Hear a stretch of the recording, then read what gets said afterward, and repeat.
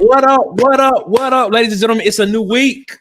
Water Cooler Talk podcast is back. We in the building, ladies and gentlemen, tonight. Man, listen, ladies and gentlemen, I don't know what's going on, but these past couple of days have been some serious with this recruiting. We got to figure out what's going on with what's happening in recruiting. Ladies and gentlemen, stay tuned. Water Cooler Talk Sports is coming up next, ladies and gentlemen. Y'all know what it is. Let's go. Boys and girls of all ages, you're tuned into the Water Cooler Talk podcast, the biggest podcast in the world. Yeah.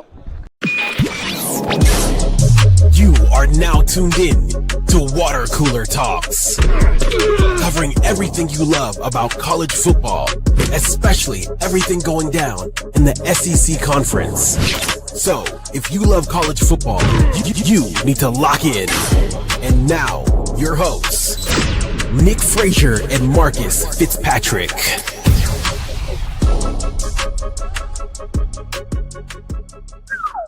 Man, what's going on, ladies and gentlemen? Man, it's your guys, the Water Cooler Talk podcast, man. We are back. It's a new week, ladies and gentlemen. It is Monday, June 23rd, man. June is about to be up out of here, man. We are literally through half of 2025, and it felt like 2025 just came in, and we already halfway through it, ladies and gentlemen, which means we are closer to college football. We're closer to college football, man. We appreciate y'all so much for rocking with us here around the Water Cooler. As always, I am Nick Frazier, one half of the Water Cooler Talk podcast. And man, you can see him and you can hear him. Tell him who you are, boss man. Marcus Fitzpatrick. Let's go. Let's get it. Third, man, we appreciate y'all so much for rocking with us here around the Water Cooler, as always, man. And before we get into it, make sure you follow us on Facebook at the Water Cooler Talk podcast, man. Follow us on Instagram and TikTok at the Water Cooler Talk, man. Follow us on Twitter at CoolersPod23. And of course, subscribe, like, share, and hit the notification bell button here on YouTube, so you know when we post more videos and when we go live, man. We appreciate y'all so much, as always, for giving us a little bit of your time every night. As we sit here and we talk, you know, this SEC football, this Auburn football, and all this sports talk, this college football talk, man. We thank y'all so much, man. Marcus, how you feeling today, my guy? You said you're losing your voice a little bit. How you feeling? How you feeling? Hey, man, I can't complain, man. I can't be no better than what I am, man. I'm losing my voice a little bit, but I'm here, man. I feel good. Still feel good. That's what I'm talking about. That's what I'm talking about. He said he feeling good. He said he's losing a little bit, but he healed. That's what he said. He said as long as he healed. That's what he say. All right, man. We can't take we. How you though? How you? It wouldn't be right if I didn't ask how you were. I'm feeling great, man. Feeling good, feeling great. You know, I can't complain at all. You know, keeping my head above the water cooler as always. You know what it is. That's my motto. Keeping it above the water cooler, man. We appreciate y'all as always again, man. Thank y'all so much for rocking with us and keep supporting us, man. We are on our way to 700 subscribers. Our goal is to hit 700 before the season starts, or before. Is what we're doing. We're about 654 right now on the subscriber tip. So if y'all could please share the content, share the videos, let us share it with your coworkers, with your family. Tell them to come on over. Check us out here at Water Cooler Talk, man. We talk college football, we talk Auburn football, we talk SEC, we talk everything college football related, man. So we appreciate y'all so much for doing that. Help us get to 700 as soon as we possibly can, man. We thank y'all so much, man. In the chat, we got the king of the comments, Travell, is in the chat rocking with us tonight. He said, if you can't recruit, then what? I don't know. That's a question, man. That's a good question. He says Hugh is useless. Gus 2.0, man, cut the games. He is Gus 2.0. King Richard, what up? His Royal Highness has entered the chat. King Richard saying, War Eagle, what's up, King? How you feeling, my guy? Hope all is well with you, man. Get musty. Get musty is rocking with us. Said the bass line in this intro music is about to blow my factory 6x9s. My bad, dog. I ain't know. It is what it is. Get Musty saying what's up to Travell, but appreciate you so much, Get Musty, for rocking with us, man. It's the Huggy Beard himself, the legend of Sweet Shot. I like how you said his name, the Huggy Beard. Yeah, I saw that.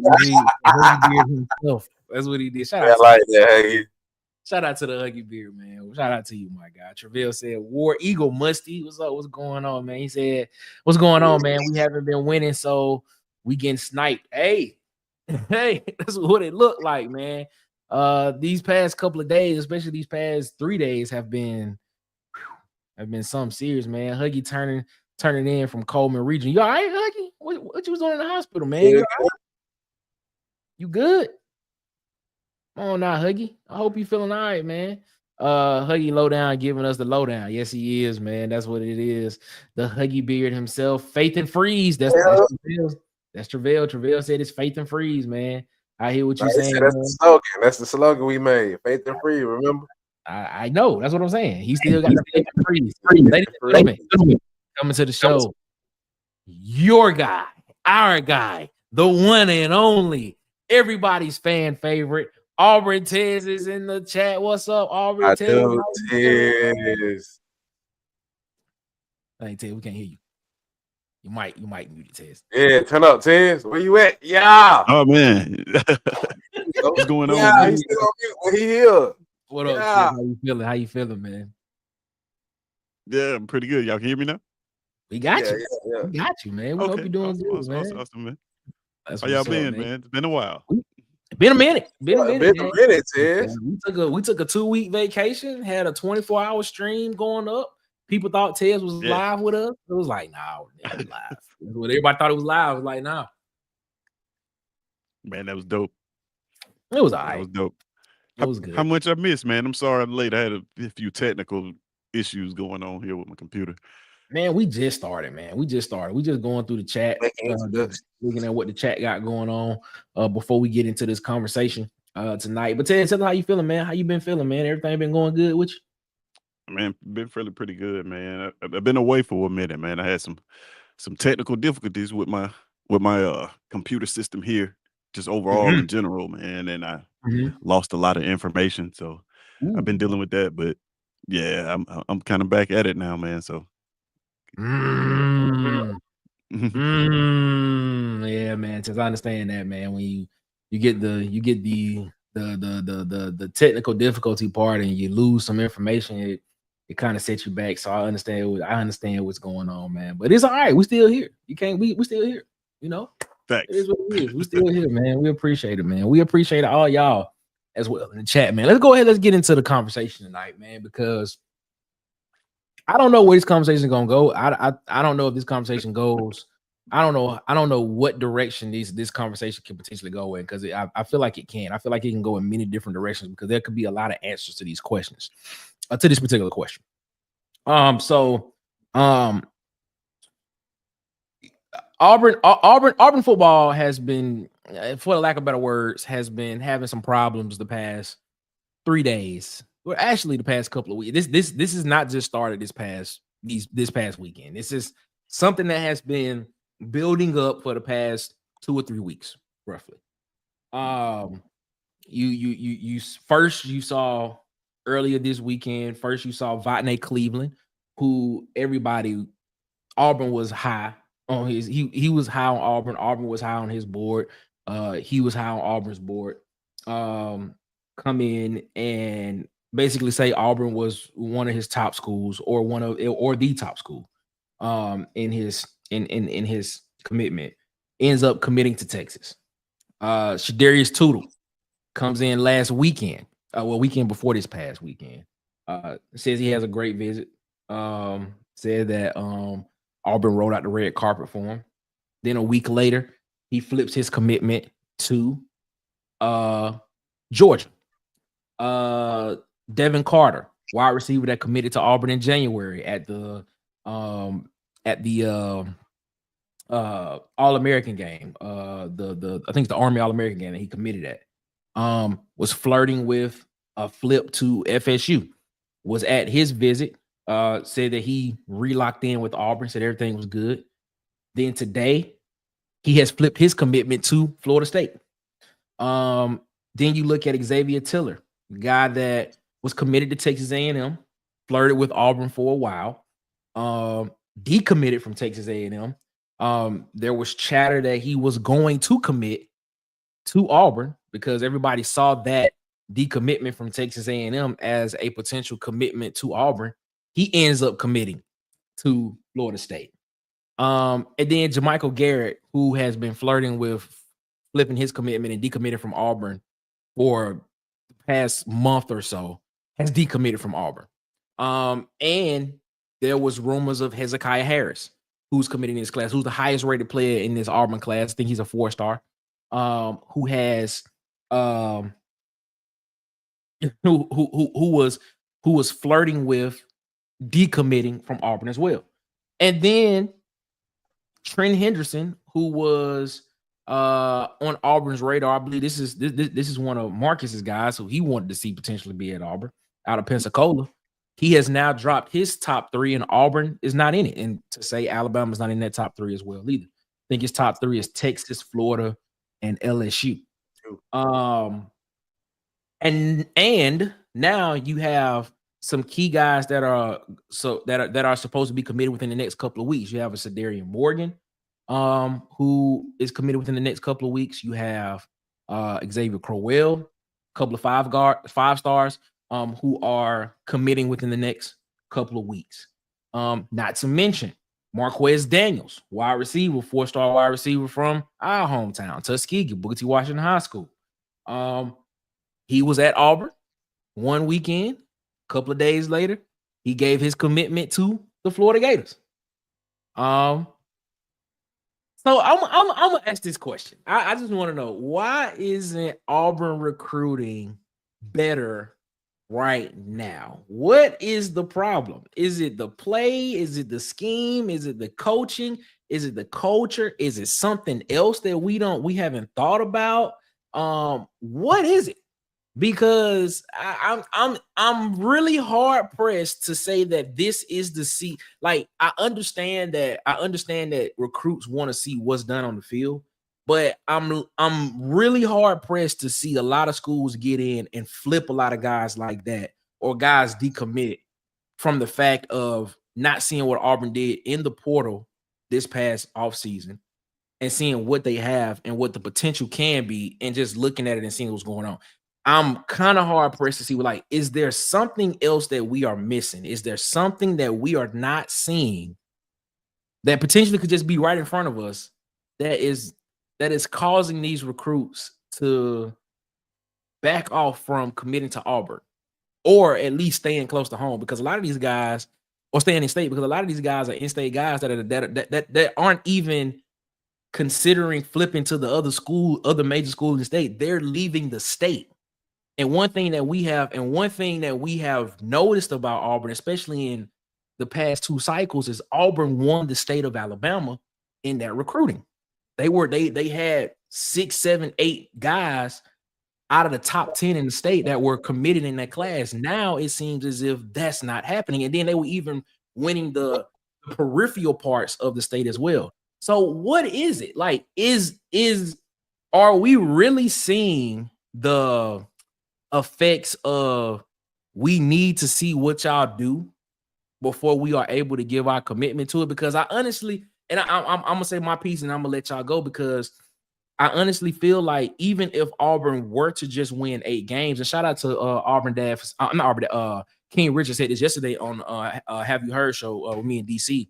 He said he didn't think that a 3-game improvement was enough to even get commits to even think that there was that there is a change in direction of the program. And I agree with him. That's why I felt like this potentially needs to be a more of a 9-10 win season for recruits to see what's going on based on what the talent is on this roster and the way that the schedule is set up. So I said my piece, and if something else comes, and I'll say some other stuff later on, because I still got some other stuff, and if some other stuff comes to my mind, I say.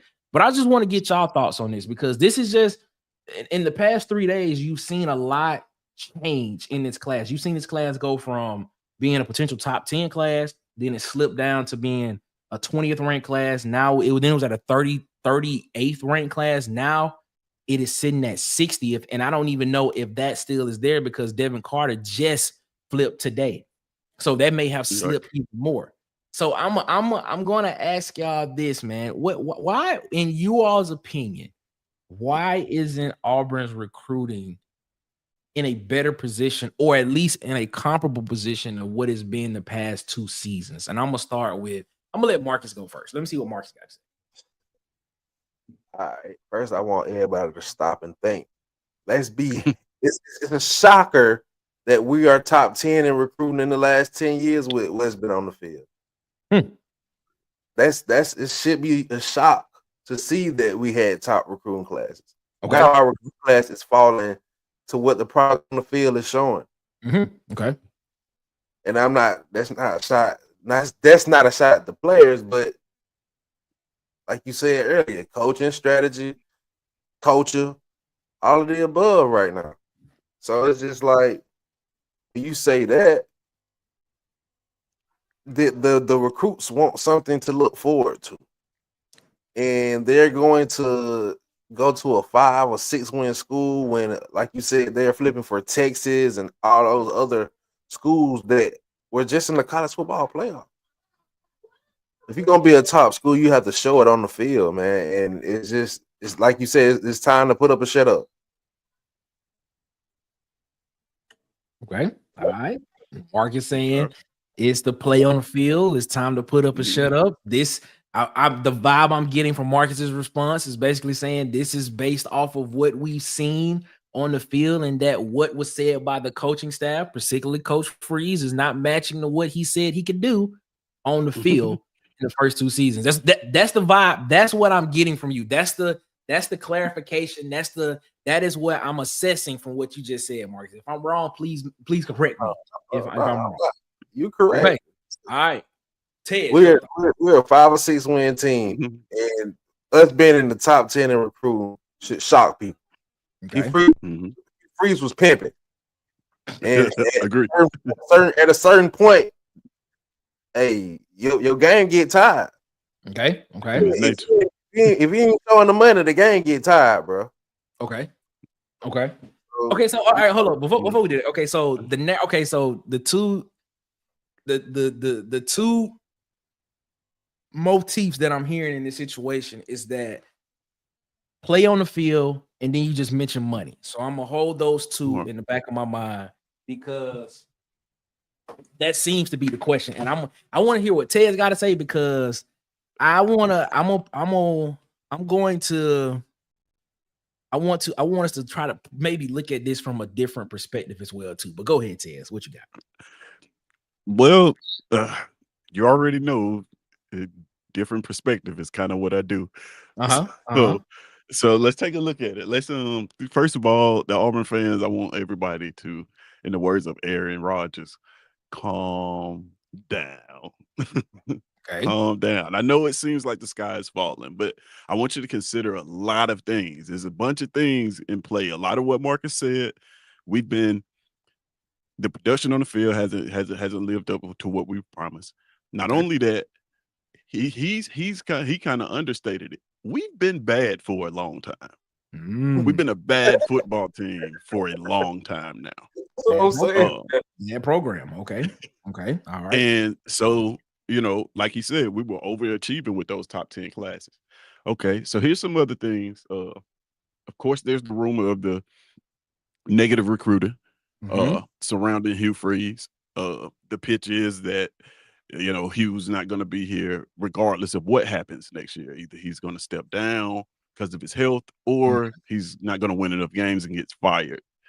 So the narrative out there around Auburn is that we're going to have a new head coach next year, no matter what happens. Very true. Right? That is being said. So that's a part of it, because this is like a whole perfect storm why this has happened. So there's pieces of it. There's another thing I want you guys to consider is that one of the reasons that we were able to offer, to get a lot of these kids in these top 10 classes is because we are a big brand that can offer immediate playing time. We can't do that anymore. A place like Florida State can. A lot of people are wondering, like, why Florida State? I understand the kid flipping, but why go to a school like Florida State? They hadn't won anything. Exactly. They can offer that kid playing time immediately. Our wide receiver room is loaded, potentially for years to come. So that's debatable. That's debatable. Yeah, but that has something to do with it. And I would argue that anytime you get a school that's a brand that's been bad that can offer immediate playing time, kids will be interested in that. If I can go to Florida State and play right now, like it's not like going to UAB and playing right now. Like if it's Florida State knocking, and they're telling me I can play today. I get that. I get that part. I'm just saying. Looking at when you mentioned our receiver room being good for the next couple of years, I would probably put a limit on that and probably saying if you don't get a 2024-esque recruiting class receiving wise either this year or next year, mainly this year. Yeah, that's fair enough. I think you set yourself back a season or two. More like two, That's but fair. go ahead. That's fair enough. Let's see another point. So not only have we been bad, not only yeah, I want people to think about this. Like this all kind of started, and this is peculiar. This is just me coming up with this. This is my theory. I don't know this to be true, but it's something to think about. This Okay. all kind of started picking up steam right after the revenue sharing conversation Okay. announcement at the beginning of June. Yep. So is it a possibility that we weren't prepared for that? Mm. As some other schools were. I don't know. I don't know that to be true, so don't take my word on it. But like it's something to Mhm. think about because just last month we were good. Right. So I'm trying to figure out, trying to point to all the little signs. And but yeah, I think it's just a combination of things, man. And the reason why I say calm down is because I still think that we can salvage this class until we may Yes. not get in, we won't get into the top 10. I'm gonna say that right now. We No, won't, it won't be this top 10 won't be a class. top 10 class. No. But top 20, I think we may be able to get close to that. And we may be able to pick up some key pieces that we need because our production on the field will land us some recruits if we're successful. I think we're going to have a successful season. Now, we're not going to flip all those kids back because that just does not happen. So if you're an Auburn fan, you listen to me and you're thinking that we're going to win 10 games and all the guys that flipped are going to come back, that's not going to happen. That never happens. It's just like last year. If you think about last year, the narrative was we're going to lose all our games and then all of our recruits are just going to flip. That didn't happen because it doesn't happen. Like, you can pick and choose one or two players here that flip their commitment, but once the season started, you only get a few players that actually flip, especially not a whole class work. So that's we don't have to worry about. Well, we do have to worry about that because we're not going to get those players back. But I'm almost sure, man, with the money that they're putting into recruiting, the recruiters that they brought on staff, that they can actually salvage this thing, and also don't forget the loss of Charles Kelly. Charles Kelly was a hell of a recruiter. I like Kenyatta Watson, and I like everything that we have around there. But Charles Kelly is a hell of a recruiter, and kids love Charles Kelly. Very true. So I think it's just a combination of things, man. It's not just this one thing that I can point to and be like, this is the reason.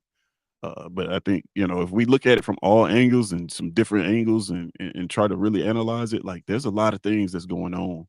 But the good thing is the culture at Auburn is still great. I think that we have a lot of things to offer a kid as far as facilities, as far as uh, just a great overall atmosphere in the city.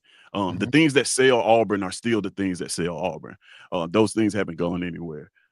It's just a matter of now is, can we put it on the field? Can the fan base support it? Can we be happy? Can we put together a program and a product that looks like somewhere I want to play? Yeah, so Okay. I don't know. There's just a few of them.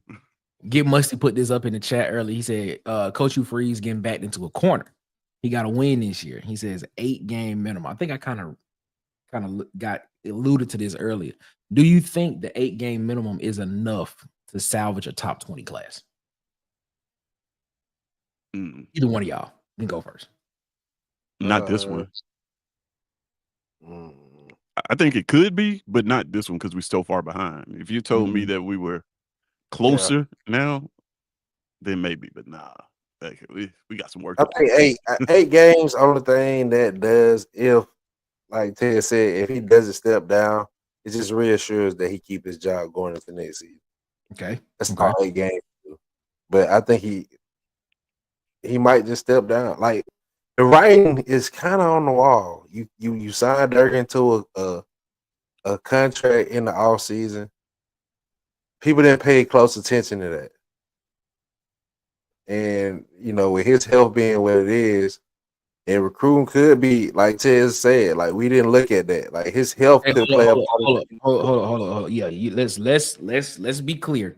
Let's be clear now. So we just want to make sure we are clear about this. Everything that has been coming out of Coach Hugh Freeze's camp about his health is that it is controlled. It's not as if we are looking at a situation. Now, I'm not his doctor. I'm not in his family. I'm not in those conversations. But everything that we have heard so far from his camp and from him is that it was caught early, it is controlled, and that he is going to be able to fulfill his duties as the head coach for Auburn football for as long as he wants to.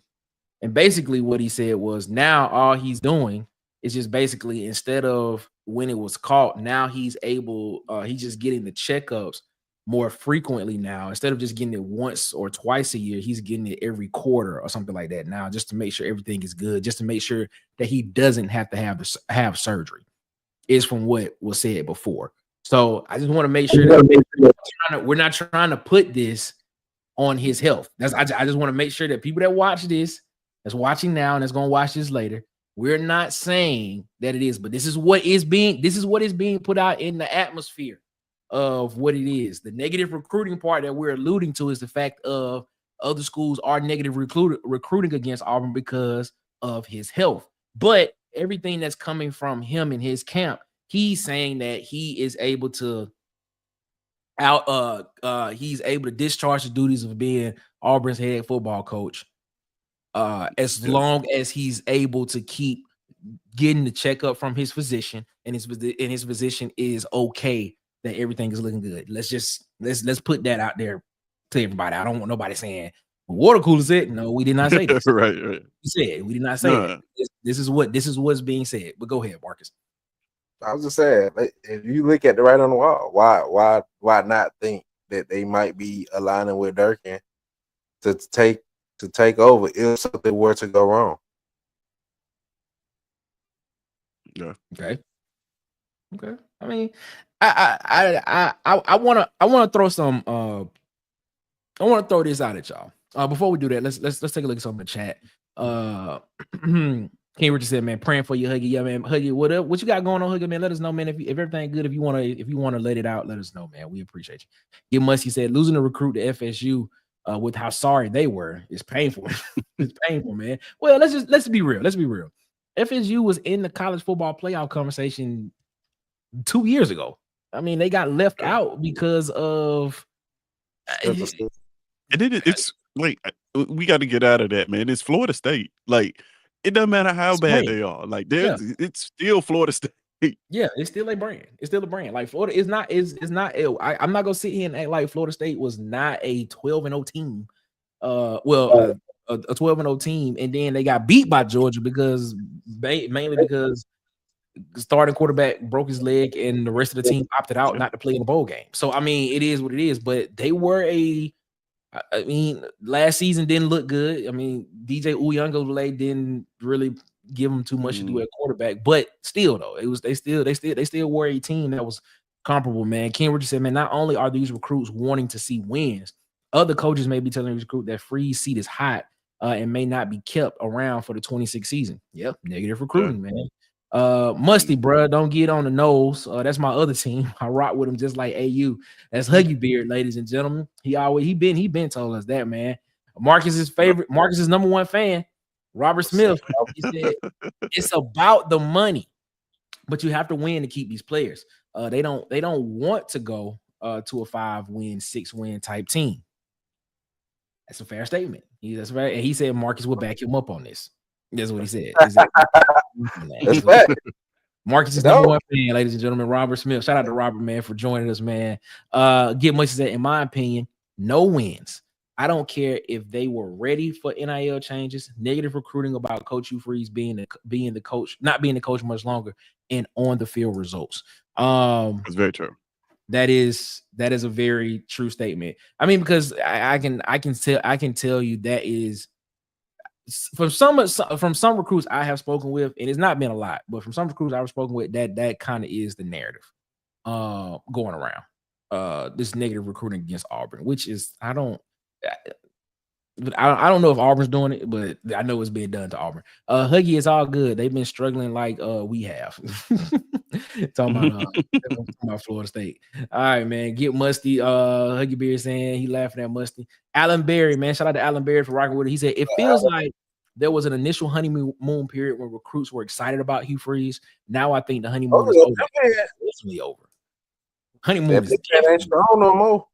Yeah, that honeymoon definitely over. Like this is year 3, and back in year 1, when I was saying that by year 3 it's gonna be people wanting to see a return on the investment, a lot of people was like, "Come on, Nick, what you talking about?" Hey, you seeing it? You seeing the effects of it right now, and we going into year 3, and this is part of it because now you're looking at what we're seeing now, and things stuff like that. I mean, like you said, it was a honeymoon period. Selling the notion of coming and playing early, being a part of the rebuild.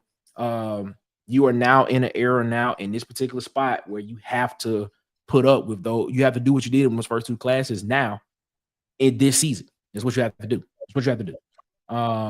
And we got to see it, man. Marcus said, Coach Hugh Freeze pimp hand ain't as strong as it was. God, dog, Marcus, what's up with that? What's up with that? It ain't, man. Robert Smith said they could be using Hugh's health against him in recruiting. Also saying he doesn't win if he doesn't win a certain amount of games, he's gone. Yeah, it is what he is. UAB catching a stray. Is that what he said?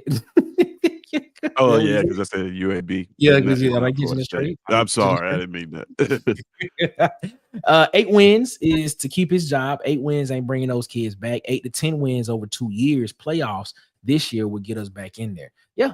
I agree with that, man. He said King Richard comes in right behind him, says 8 wins equals a top 25 class, 9 to 10 wins equals a top 15, top 20, top 15 class.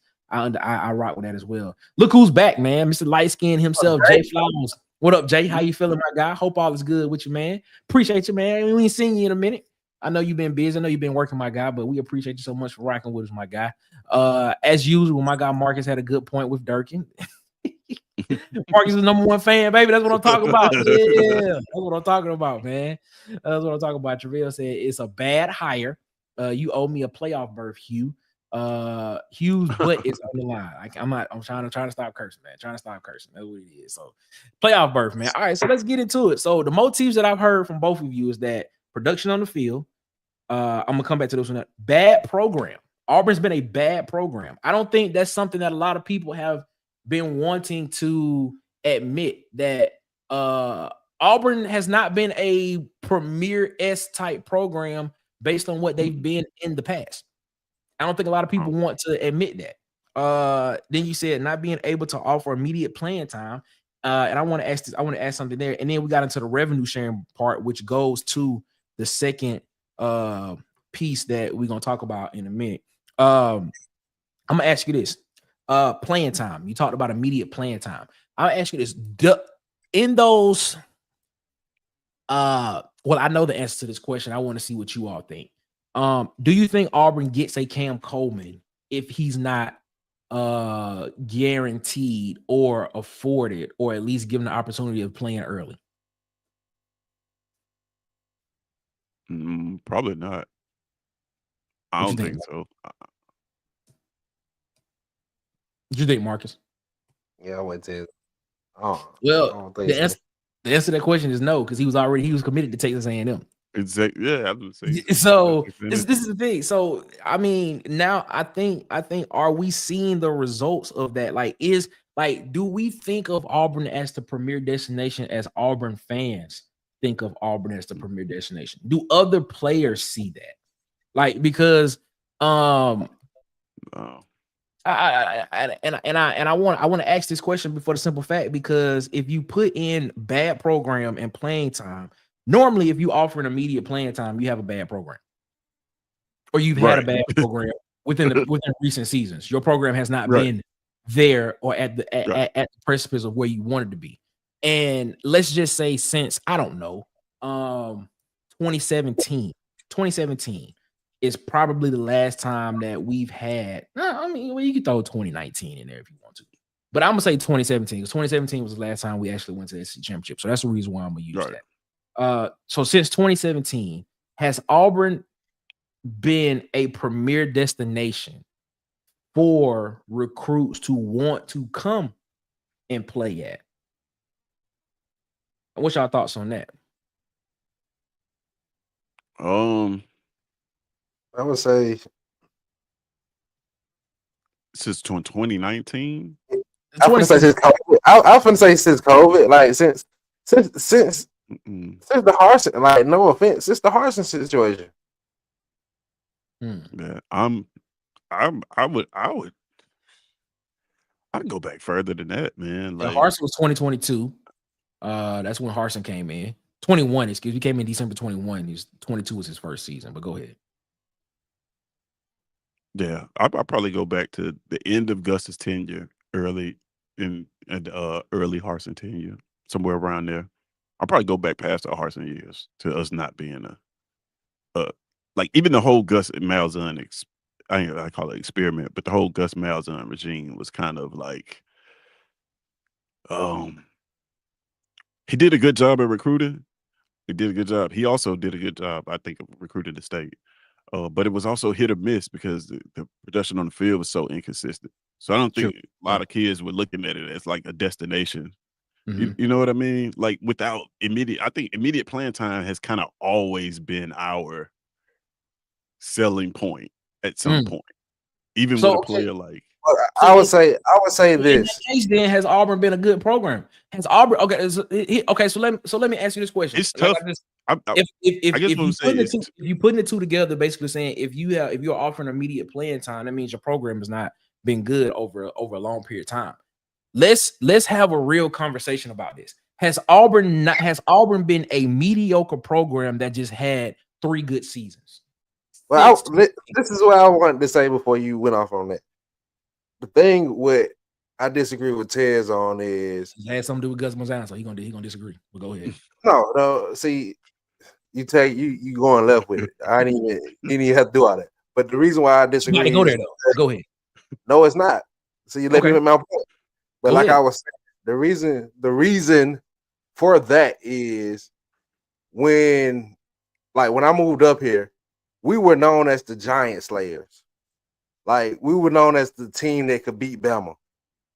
Like when I moved up here, Ohio people thought about Auburn as the team that could compete with Bama. Since we have been losing constantly, that lust for going to Auburn is kind of wearing off. And that name. What year was that? Did you move that's what I'm saying. What year was that? Yeah. Last time we beat Bama was 2019, 2020. No, we haven't. Last time we beat them was 2017. 2019 was the last time we beat 2019 we beat them? Yeah. Yeah, I thought I was going to say 2019 with Bo, right? 2019 with Bo next, yeah. I don't know why I said 2017. So like when I first, so that's how they known us. Like, so it's like since we've been getting smacked for a minute, it don't even. I'm in Big Ten because they was like, man, y'all Auburn was a good team. Now you don't really hear nothing about them. But here's the thing. Here's why I push back. It's true. Man. I mean, to a point, because there's reasons why it's true, though. I'm gonna elaborate once you get done. Yeah. It's I know why you about to say that, but Georgia beat them. If I'm not mistaken, Ohio State beat them. Clemson beat them in that time period as well. LSU beat them as well. So I mean, it's not like we were the only ones that were doing it. All the teams you named were hiring recruiting it. So no. That's not what I'm saying. If you just looking at Auburn as just being the team that was just beating that team, Alabama, there were other teams that was doing it as well too. I mean, we're still hiring. We're looking. You the question is about recruiting, correct? Okay, so how are you correlating that to recruiting though? That's my question. So are you saying because we beat we're Alabama, talking about them being us being a destination for people wanting to go? So okay, so you're saying because we beat Alabama, kids want to come play at Auburn because we beat Alabama? Yes. Okay. A lot of kids wanted that opportunity. So there's two reasons. Like because you were a relevant team if you were beating Bama. I So think I get I why think people. I think it was more because Auburn, in the years that they were not a good program, they were 2010, they won a national championship. 2013, they went to a national championship. 2017, they went to an SEC championship. I would probably say people would look at that and just be like, okay, within a 7-year period, you were in a championship game, either the biggest one or you were in your conference championship game. I would probably say that was probably the reason why a lot of kids wanted to come to Auburn at the time. I don't think it was just because you was beating Bama. I get why people would think, especially in Big Ten country, that like you said, we are Bama slayers or whatever it is. I mean, I I wouldn't call us understand it, that, yeah. but I understand because like if you look back over Nick Saban's tenure, Mhm. so that'll take us back to 2008, and that'll still give us a well, you got a little bit of Tommy Tuberville in there, but all of Gus Malzahn's career. If you look at from that period on, there's nobody that's beat them more than we have. There's not a team, even all the teams that you named that have beat them, nobody has beat them more than we have. We're the only game on their schedule. Well, when other teams are good, but still, whether we're good or not, we're the only game on their schedule that people look at and say, at Iron Bowl, you know what I'm saying? So we are looked at that way. But here's Even the thing I LSU, wanted to say about you wouldn't even say that about LSU. You wouldn't say that you wouldn't say people would say that if about that, them playing LSU as well, because yeah, but LSU we had a can. couple of wins against them during that time as well too. That's true, but we can walk in there like we did last year with 5 wins, and people can look at that game and say, Auburn still might upset that team. Auburn still has a chance in that game. You see Okay, what I'm saying? We don't have to be a good team to be projected to beat them. However, I will say this. Since then, I don't think that they've actually beat a good Auburn team.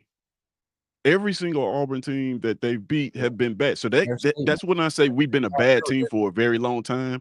If you think about it, every time we haven't won the SEC, we haven't been a really good team. it's a fair statement. It's a fair It's a statement. You fair see what I'm statement. saying? We talk about 6 wins, 7 wins. When we are 8-9 win team in SEC contention and we beat Alabama, those are good Auburn teams that go on to play for national championships But here's and my SEC championships. but to your point, why can't that be something that's sustained not just for 1 year, but for 2, 3, 4 years in a row? That's a question that I want to know, because it feels as if that's the problem. It feels as if to your point, Marcus, I understand why they said that, but I asked that question from the perspective of I'm here in the middle of what's going on, and I've seen other teams beat them during that time. But the question, the reason why I asked that question as to why can't it be sustained is because, just like Ted said, we are literally a every 3-year team. That's what it seems like, and it correlates to like your recruiting. It seems as if now you have one good recruiting class, but it takes 2 years for that recruiting class to mature. Where that whole class is full of seniors, and now you looking at Auburn like, okay, this is a top 12, top 10 type. I think about it to your point, Nick, and I like what you said. We are like a 3-year team, and we haven't had I'm gonna say it like this: we haven't had that high in our 3 years. So now we're expecting to get back to that height again. And if Hugh Freeze don't give us that, because think about it, Harsin had a year and a half. We haven't had a height, that height since 19? Yeah. So, like you said, Nick, we going on almost 7 years. We used to having 3. Also, what you gotta take into consideration too is like we've had one coach for a very long time. Yeah, during that period. And that coach is very inconsistent. And what I mean by that is, well, of course, everybody knows what inconsistent means. But what I mean by with Gus specifically is, and Hugh has this too. When this works, it looks great. When it does not work, it looks horrible. It looks awful. And if you're a recruit looking at that, like, am I betting on that? Do I want to be a part of that? Yeah, of course I want to be a part of it when it looks great, but like we've had more years of it just head scratching offense. Like, what are we doing? We tried it 3 quarterbacks out in a series one time. Like you see what I'm saying? Like when it's bad, like it is like off a cliff bad. Even the short time that Brian Harsin was there, that second year when it started to fall off the rails, Yeah, I don't know if y'all remember that Texas A&M game, but boy, it was it horrible. was brutal. But the thing about Like, it's bad because like if you remember Harsin started like 5-1 his first year, yeah, 6-1, 6-2. He started. yeah, it was something like that. It was like 6-2 and lost like the last 4 games of the season, which was Real Hugh horrible. Freezes. Yes, that's basically what it is. But my bad. Go ahead. I just had to throw that in there. But go ahead. Oh no, I'm just saying, like we've not done well, like when it comes. I would venture to say that we've not done well with our coaching hires, whether the guys have been inconsistent or whether the administration didn't get along with them or whether they're unproven. Like these last 3 coaches probably shouldn't have been the coaches at Auburn. Okay, so are you saying even with the long success, not I'm gonna say success, but even with the long tenure that Gus had, Gus Malzahn, he has some successful moments in there. So are you grouping Gus Malzahn in those last 3 coaches? Because those are the last 3 that I remember. I mean, Gus Malzahn is the worst one. Woo! You want to know why? Because What? Gus Malzahn's tenure was like a first-time gambler winning at the casino. If you take somebody who's never gambled before, you take them to the casino and they win big, all of a sudden they think they can keep winning, and then they're addict. They're addicted to this losing product. That's what happened to us. Gus Malzahn walked in the door, showed us success out of the gate, and then we start finding excuses to give him extensions. All right, so it seems as if you think all right. So if he's the worst one, I already know who you're gonna say who the best one is, and I agree with who you about to say who the best one was. But I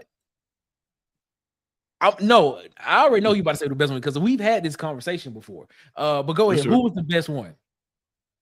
From a coaching standpoint and culture, Brian Harsin. Yeah. Thank you. See, that's we've had this conversation, but Brian Harsin didn't have a chance. He did not have. Well, they never wanted him from the beginning. That's part. It's like trying to do a job and the boss don't want you there. Like it's gonna be dope. It's gonna be tough. But okay, all right. So so back to this recruiting point, because it seems as if when we recruit well, when we have a good recruiting class, and then that recruiting class has an opportunity to grow and mature within 2 to 3 years, Auburn is a good team. So right. My answer to this is, it seems as if the reason why we're not having a great recruiting is looking the way it looks now is it's not more of the play on the field, it's not more scheme, it's not more culture, because I feel as if everybody has seen Auburn offense move the ball down the field. Everybody knows that if you tweak certain things in the scheme during a game, it could be a different outcome in games for Auburn. Everything that we're hearing about Auburn's culture seems to be put on point. And when we talk about coaching, it's not from the standpoint of he's a bad coach. It's just he can do better, but more of if he will be at Auburn and available at Auburn the next year. So are we saying that the reason why recruiting is the way it is because recruits and prospects are looking at Auburn like, we don't know if he's going to be here next year. We don't know if he's going to be a new guy there next year, potentially? Is that what I'm getting? That's the feeling that I'm getting from y'all. Yeah. It's just uncertainty, period. There's uncertainty everywhere with our program outside of like the roster that we've kind of put together. But see, that's uncertain too, because if he leaves, will that roster change as well? Will that become uncertain? Shout out to Ed Darby, man. Ed Darby said, why I can't be consistent is coaching and QB. My bad, but go ahead. I had to shout Ed Darby out. This is my first time seeing him in the chat, but go ahead. Yeah, I mean, What was the question? My bad. No. It was my bad. It was if the coach leaves, then the uncertainty that you just mentioned would be in the roster as well, because at that particular time, will guys hit the transfer portal? Will guys be like, I'm out? That's And true. will that create another moment of where we are now in this position of now looking 2-3 years down the road, waiting to get back to it? Are we just gonna always be in this waiting period? And then when we're in this waiting period, we upset that we're not winning in this waiting period fast enough. And that we just keep continuing this cycle of just like we ain't where we want to be at because it's not happening fast enough. And granted, that people who are in that, who have that mentality, have a right to have it just because of the culture and the landscape of college football now with the transfer portal and with the way that money's being thrown around. Which is why this season is so imperative for Hugh Freeze. But you just looking around, and I'm just saying, are we always going to be in this culture? Are we always going to be in this thing? Like, if Hugh Freeze comes out and has a bad season this year, everybody feels as if Hugh Freeze is going to be gone. That's what everybody feels like. He's going to be gone. True. Next thing you know, now we are looking for another head coach. A lot of people feel like it potentially could be Durkin. That's a possibility. But does Auburn go out and actually do a search for a new head coach? And how does that head coach's philosophy fit with what's on the roster now? And do we see another Harsin-esque type situation to where we have a season and a season and a half, 2-season low that literally could just be blipped out because it wasn't a culture fit and it didn't fit right? And now we redoing this again 2 years after that for another coach. So I'm just saying, where is the end point? Where is the stopping point in this situation? Because, like I said, at the beginning of this show, I said this conversation can go in a lot of directions because a lot of people have a lot of different reasons why recruiting, why what has happened in the past 3 days is happening now at Auburn. A lot of people feel that way. So I'm just asking, in y'all's personal, athletic, professional opinion, what is it? Each one of y'all, what is it? I don't know, man. I'm giving it all the reasons that I think maybe it could be, man. But it's definitely one of those things that it's head scratching. And also it is June, July, right? So like that does still give me confidence that we'll pick up recruits. We haven't signed what I would consider the crown jewel of this class yet. And I don't know who that player will be, but last year it was Deuce Knight. That recruitment was well into the season when we got a player like that. So like my point is it's still time with results on the field to salvage this class, to put something together. But when will it stop? It stopped when we establish some consistency. And I don't mean winning. Well, I do mean winning. But when I mean consistency, I mean like when we start looking like a competent program on a consistent basis. You know what I mean? Like we can't have those years where it's just, what are they doing out there? But here's the thing, though. Here's the thing, though. He told me something. It wasn't Harsin, Tiz and Nick. We say it from a coaching standpoint, from X and O's, and from setting a culture standpoint. Harsin was a better coach than those two. Results wise, we're not sitting here saying results wise Harsin. Well, I can't. He only had a year and a half, so you can't really judge his results. I can't sit here and say that. But from what players and people and from what players that was on the team said about the man, I clearly remember as they Smoke Monday them having they got on live and said this came out of this man's mouth. He said if Harsin knew how to talk to people, he would be the next Saban. It's literally what came out that man's mouth. I clearly remember that to this day when Smoke Monday said that. He said that. Harsin just sent 2 players to the NFL from Auburn. 2 Brian Harsin recruits just got drafted. Marquez Hunter was one of them. Who was the other one? Eugene Asante. Eugene Asante was the one that transferred to Auburn because of him. Yeah, that's right. Both 3-star recruits that end up being like really principal players. And like we know what Marquez Hunter meant to Auburn, and we know what Eugene Asante meant. And so I mean he could recruit. He just didn't recruit a lot. Your point about signing a jewel in this class, and I want y'all to follow me when I say this. It's a simple fact of in the landscape of college football now with guys being paid to commit to universities, and if they decide to back off that commitment, they are asked to pay some of that money back. That's being reported as well. You're seeing a lot of seeing a lot of guys and a lot of top guys. You're seeing a lot of guys. My bad. What you say, Mark? You said something? I said that's a good step. What you mean? You know what I'm saying? They got to pay the money back if they leave. Yeah, like if they like, because they're being compensated to give their commitment to a school, and if they back off of it, they gotta pay that back to the school. But the thing is, you're seeing a lot of top guys who are planning, who are asking and committing earlier than what we've normally seen them do than what we've seen. So recruiting has changed as well too.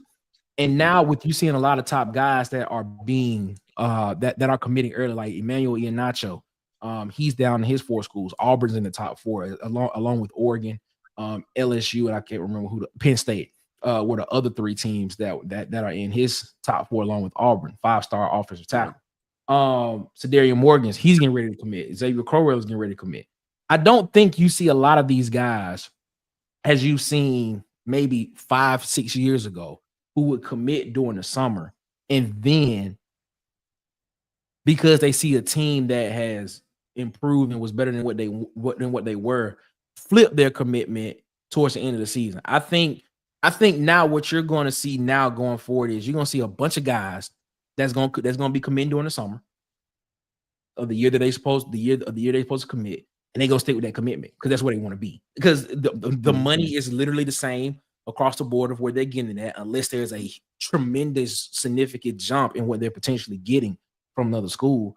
But across the board, especially with this revenue sharing in place, a lot of teams have already allocating money to particular guys and to particular position groups and how much they can spend, stuff like that. So you're gonna see a lot of guys try to get in early with schools and solidify their spot and they payment for the upcoming season. So with a lot of guys now committing so early, even if Auburn were to win 10, 11 games this year, I'm not so sure that you see, and I'm not so sure you potentially see high 4-star, 5-star guys just be like, all right, man, just because this team is winning, has won 10 games, and they're seeing and that is a very uptick from what they were doing the past season. I just don't see them backing off commitments from where they are. So once you get towards the end of the season, once you get towards November, December, a lot of your, blue chip type guys, if they're committing during the summertime, are gonna be off the board. So now you're just trying to get what's left. And that's no slight to like saying what's left. It's just like you're just not getting a lot of the premier talent in the class. Now you can get a lot of gems. If you play college football 25, it's a bunch of gems that that's 3 stars. Right. And stuff like that. But you can probably find some gems. You can find you a Jarquez in there. Exactly. You can find you a gem in there. But Tez get out of the gym. But the thing is, I can't wait till this season too. But the thing is, excited about that. Already. The thing is, like, you still want to be able to get some of those top guys because, for one, it helps. It on paper, it looks well for your recruiting class number for when you get ready to go out and recruit, and what you potentially can send to the NFL within 3 years. That helps with recruiting as well too. So I don't know. What's your thoughts on that? Man, I think so to your point about players committing during the summer and then just because they see a successful season or unsuccessful season flipping their commitment. Like I said, that does not happen. It traditionally has not happened. I don't think that's a new thing. I got this actually, what I'm about to say, from Josh Pate. Josh Pate on the episode, I can't remember which episode it is, but he said it last year. And he was talking about Auburn, actually, when they was talking about poaching our kids if we had a bad season. He said that he makes the same bet every year and nobody takes it. And that bet is whatever your recruiting class is, I will give you $100 per recruit. Right? So if you got 20 kids, you get $2,000. For every commitment that flips, you owe me $1,000. So in order for you to win this bet, all you need is 2-3 recruits to flip. nobody takes a bet because it just doesn't happen. Like once the season Hold up. starts, Say that again. Hold on. Say that bit. Say that one more time because I need to digest that just to make sure if it's even if it. Say that one more time. It's what now? So for every recruit that you have listed Okay. that's committed to you by the time the season starts, in usually around season starts, these schools get about 20 commits. Yeah, 20. At the time, we were sitting at about 20 commits when he was saying this about us. He said, "I'll give you $100 for each kid you have committed." Okay, so that's 100. So that's if you got 20, $2,000. that's $2,000. Okay, cool. Each kid that flips from your school, regardless, is like if this school is trash and they win 3 games, each kid that flips from that school, from that class or that 20, I'll give you $1,000. Hold up. Okay, wait. Wait, what you not getting about it, Nick? Wait. So you're gonna start with $2,000. You won $2,000 just off the rip. So okay. That's the part. That's the part. He gonna give you $2,000 just because you got 20 guys. So every time somebody flip, you got to give him $1,000. Right. Okay. He said that about Auburn because he was like, if you it's not a fair trade. Gonna lose, it's not a fair trade. That's not a fair trade. I know. But he said it's not that fair. if you're so sure, because he gonna net off that if that happened. If 3 guys net, he gonna net $1,800. I mean, excuse me, $2,700. I'm good, bro. I'm good. No. Yeah, because he giving you it's $100 per 20, right? If my math is off, please tell me my math off. But he giving you $100. You owe him $1,000 if somebody flip. So if $3,000. If 2 guys flip, you owe him $1,000. You give him $2,000 back. If 3 guys flip, guess what? He just made $1,000. So you still got to give him more money. Yeah. Am I wrong? Am I wrong? Yeah. Oh. But the point is 3 guys are not gonna flip. Okay. All right. So that's what he was saying about this about our class. A lot of people were saying that is there like some numbers to back that up? No. Just hear me out. He was saying that that our class was going to, a lot of people were saying that we're going to lose a bunch of games and all these commitments were going to flip. He was saying, I'll give you $2,000. I give you $100 for every kid that they got committed on their roster right now. And every time one flip, you owe me $1,000 for that kid. You're going to start off with $2,000. That didn't happen. Nobody took that bet and nobody flipped from Auburn, despite us only winning 5 games. How many seasons was that, though? That was just for that one season. Just for that one recruit class. Okay, so let's go back. Give me this is what I want to do. Give me from 5 years. Since let's go from 2019 up until now. And let's look at that.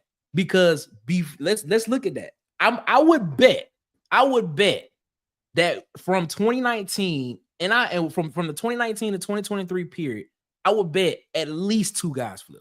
I don't have the numbers in front of me, but I would bet if I made that bet, I would owe him money, or he would just be getting his money back. I wouldn't net zero. He only wanted for that year though. Yeah, and we're not talking about. We're talking about. It seems we're talking about in season and after season flips. It seems as if he was making that a general statement for recruiting overall, because in the way Josh Payton talks, sometimes he'd be making generalizations. He's saying that most of the flipping happens like right now is what we're seeing. We're seeing it like most of the kids flipping commitments happens now. Once the season starts, these kids are pretty much locked in. That's why I don't believe that us winning 10 games is going to flip all these kids back to our school, because it just doesn't happen. Once the season starts, these kids don't really flip like that. You may find 1 or 2. Of course, we got like Deuce Knight, but look how long we had been recruiting that guy. He had been on campus like almost every day. He almost had an apartment down there. That was still a flip. Walker White technically wasn't a flip, but he was a flip because he he had a commitment to Clemson, if I'm not mistaken. I mean, so in that. But if you did that same bet for Notre Dame, you'd only have Deuce Knight in that class. So you don't have 1. You still lose. You see what I'm saying?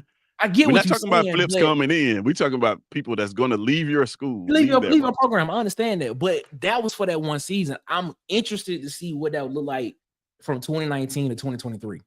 I'm just interested to see what that look like. I'm interested to see how many kids after October, after seeing a team like where they were committed to, like you got guys that were committed. I mean, who was the last guy that I could think of that was committed in the season and flipped their commitment to another school? I'm not just talking about Auburn, but did it in that time. It happens, and I'm not saying it doesn't happen. It happens because the thing about it is early signing period is something just relatively new. So you have a lot of guys that were committed to schools during the season, and then when it was National Signing Day in February, would flip their commitment. Cyrus Quanjo did it. I mean, not Cyrus Quanjo. That's not his name. The dude that committed to Auburn on national TV and then flipped to Bama. So to his point, he's wrong. If I'm not mistaken, so it is possible. No, he's not saying it's possible. He's just saying it doesn't happen very often. The fact that you can name you can name them, it means like, yeah, it can't be that many if you can point them out. Like he did it, he did it, he did it. No, It means it's not that many. I'm just naming the ones that I just know off the top of my head from in the SEC, but I'm pretty sure there were guys that have done it in the Big 12, in the Big 10, and ACC, maybe in the Pac-12. I mean Pac-10. But from one roster. Have we seen one roster during the season? So are we just talking about one roster, or are we talking about college football overall? That's my question. We're talking about one roster, just one roster. class. Oh, okay. Yeah. All right. If you're saying one roster, that makes sense. But if we talk about overall, if you're looking at like, I'm like, okay, cool, man. No, we talking about one recruiting class. He can make that bet with 3 different people from 3 different schools, and they probably just gonna end up keeping $2,000. You know what I'm saying? Or they gonna probably, or 2 of those, or 1.5 of those people gonna have to end up paying him maybe 3. Because because I'm just saying, like, early signing period is relatively new in college football. That's not something that's been going on, for the past. Yeah. I mean, maybe I'm just looking at it from a different perspective. No. It's the thing about it is, like, most. I think the part that's being missed is most of the flipping happens during the summer. Like, that's when most of the recruits flip during the summer. Even like if we looking at 2027 recruits, right? Most of that flipping is gonna happen at the end of the season. At the end of the season, those 2027 recruits are going to pick and choose, and you're going to see a lot of flips from the 2027 class. Yeah. But once this 2026 season starts, it's difficult to flip because they're playing football too. That's another thing about it. It's like their season start, they're out of recruiting mode, they're playing football. It's difficult to flip a kid in season. It's not an easy thing to do. That's why it's such a big deal when it happens.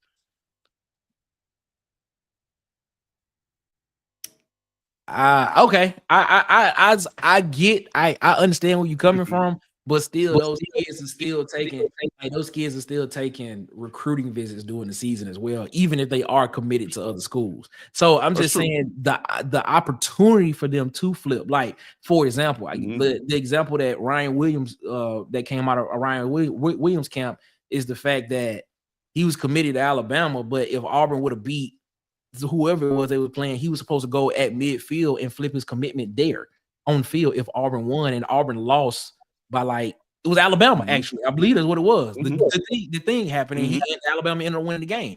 So I'm just right.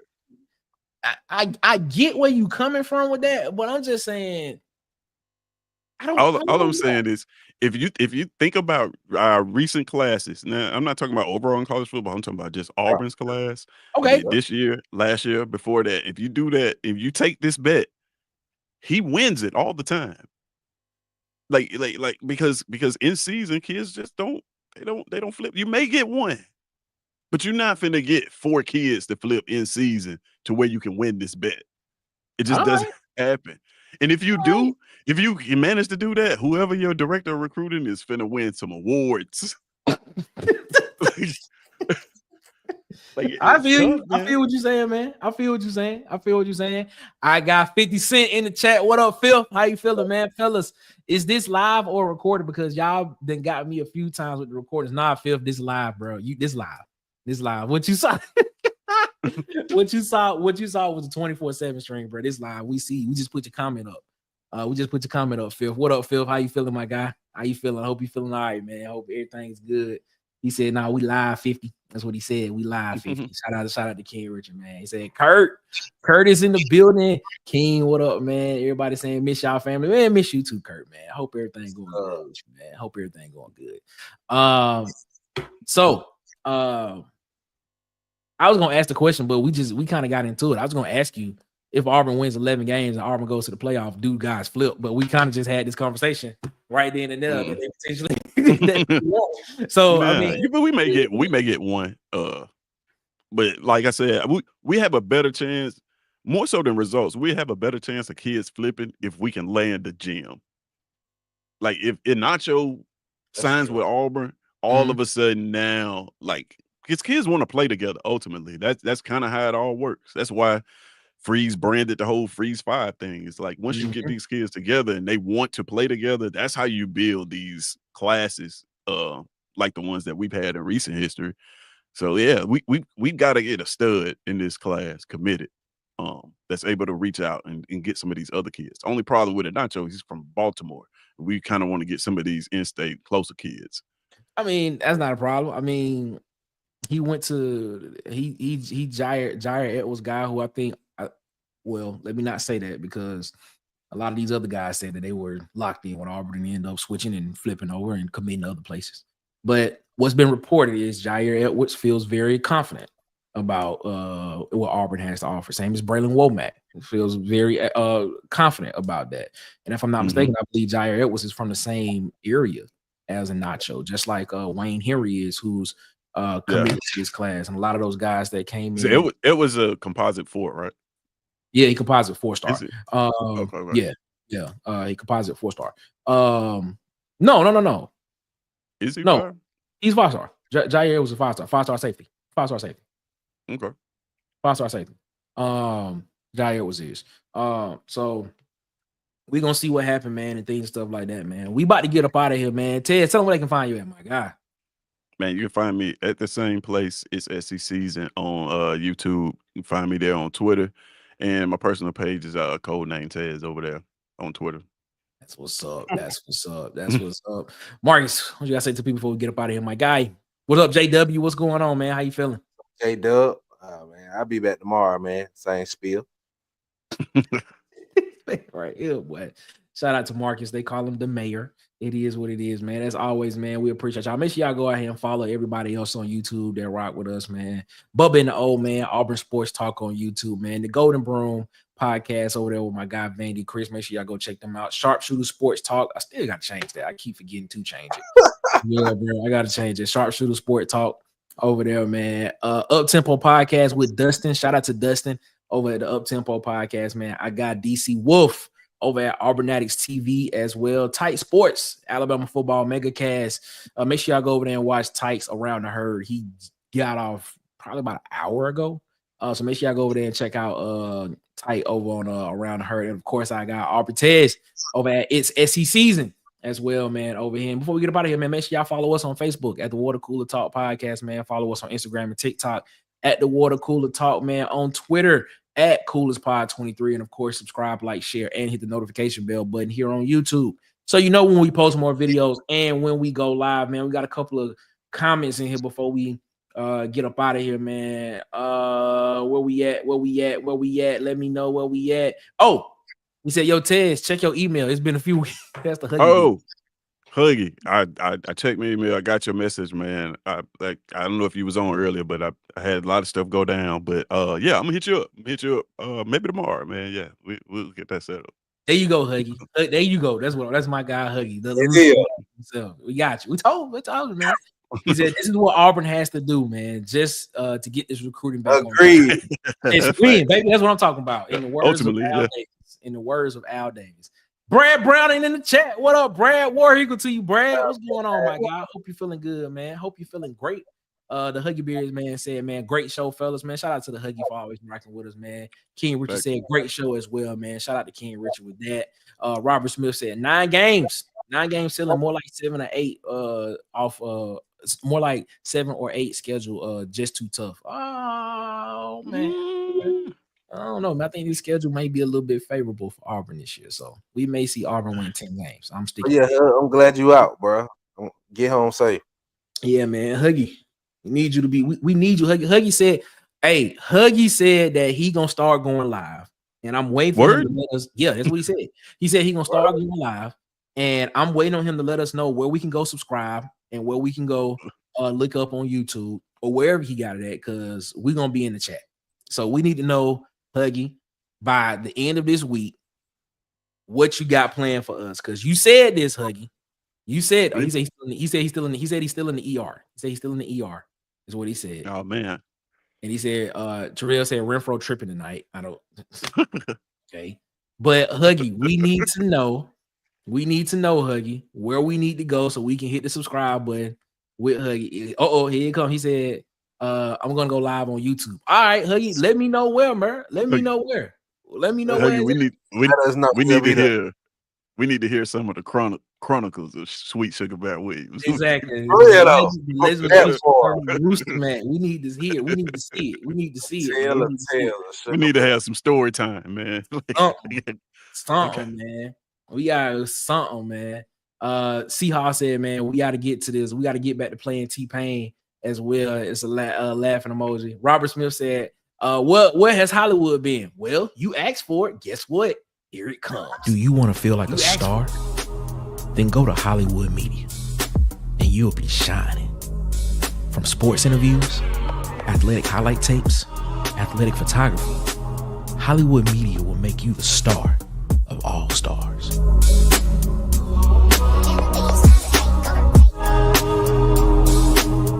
Feel like a star on the most important days of your life.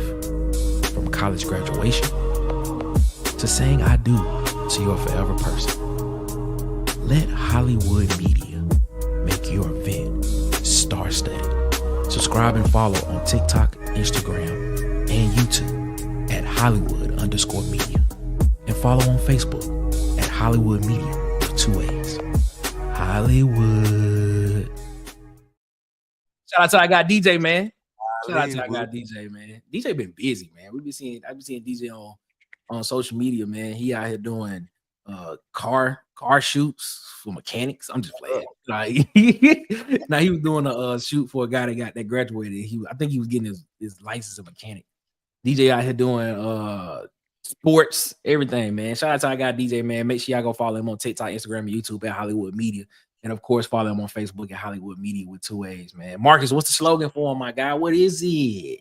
Hollywood. Yeah, boy, man. We appreciate y'all, man. We're gonna get up out of here in a minute. And we appreciate y'all, man. We appreciate y'all for rocking with us, man. Huggy Beer, man, said shout out to DJ. King Richard, man, said Hollywood. Shout out to our guy. He said, where is the Rooster Mac? What did Jarrell say? Where's the Rooster Mac crowing? That's what we want to know.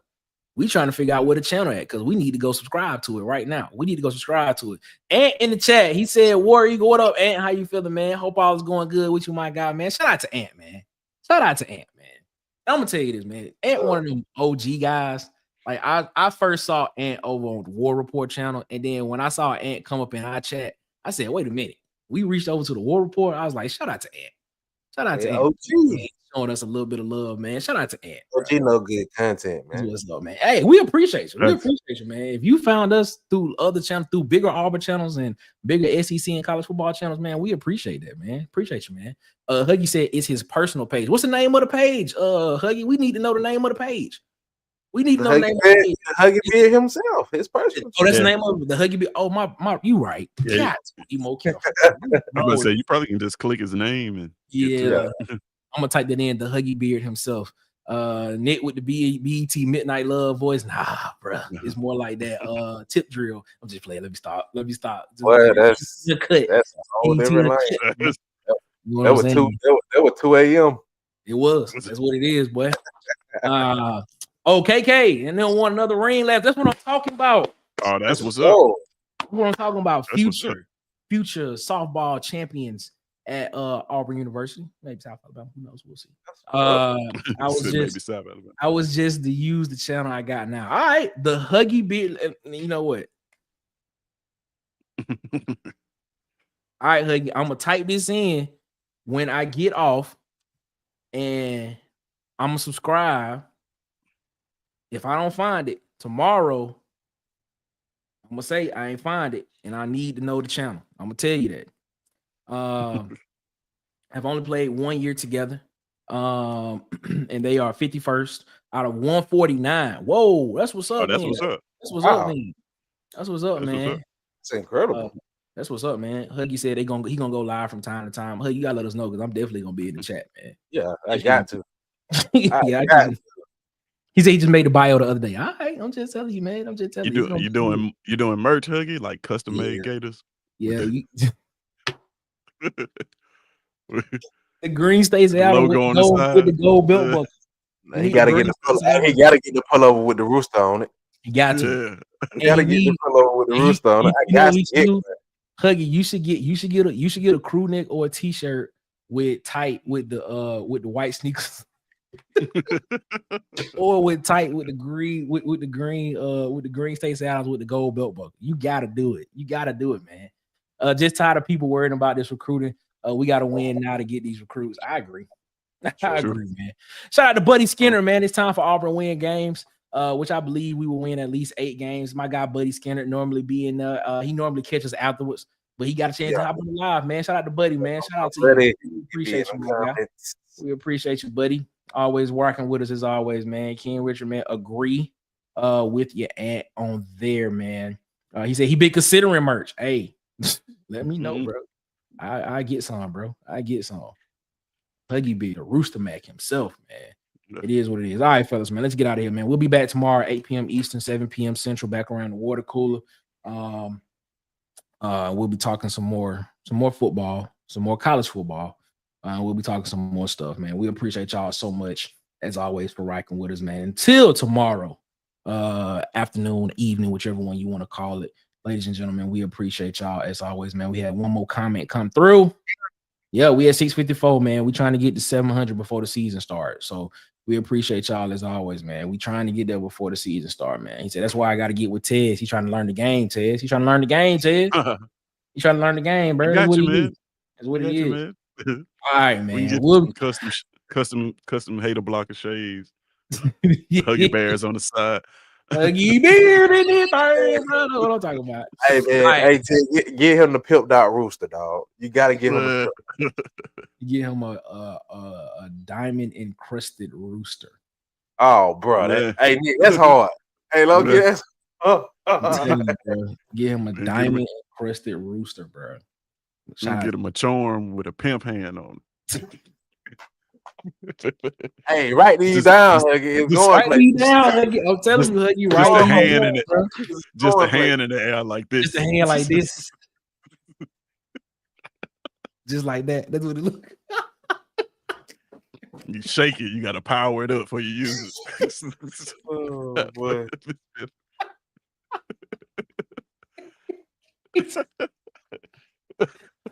Oh man, let's get out of here, man. We don't overstay our welcome, bro. It is what it is, man. Until tomorrow, man. It is. Y'all have a good one. Better yet, man. Y'all have a great one.